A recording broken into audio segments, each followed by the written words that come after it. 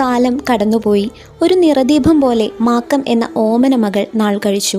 കാൽ വളരുന്നോ കൈ വളരുന്നോ എന്ന നിലയിൽ ഉണ്ണിച്ചെറിയയുടെ മനസ്സ് മകൾക്കായി പ്രാർത്ഥിച്ചു.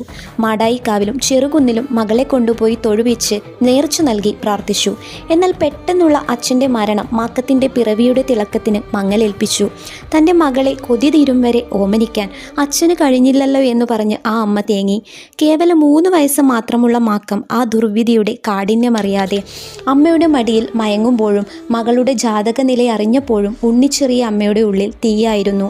എല്ലാം ഈശ്വരനിൽ സമർപ്പിച്ച് ആ തറവാട്ടമ്മ ഒരനാഥബോധത്തോടെ നാൾ കഴിച്ചു. ആൺമക്കൾ ഓരോരുത്തരായി വിവാഹിതരായതോടെ തറവാട് ശബ്ദമുഖരിതമായി.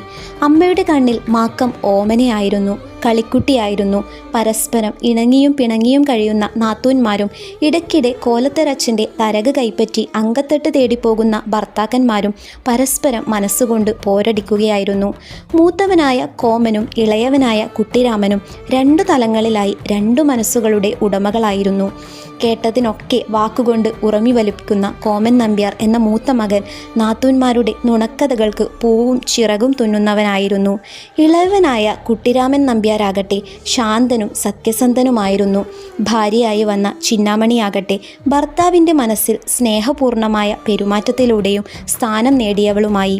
നേർപെങ്ങളായ മാക്കത്തെ താഴെ വയ്ക്കാതെ ഓമനിക്കാൻ കുട്ടിരാമനും ചിന്നാണിയും മത്സരിക്കുമായിരുന്നു. മൂത്തവരാകട്ടെ അതിനൊന്നും സമയം കാണാതെ പടനായകരായ ഭർത്താക്കന്മാരുടെ മനസ്സിൽ പരസ്പര കലഹത്തിൻ്റെയും പകയുടെയും പുകമറയൊരുക്കാൻ വഴി തേടുന്നവരുമായി.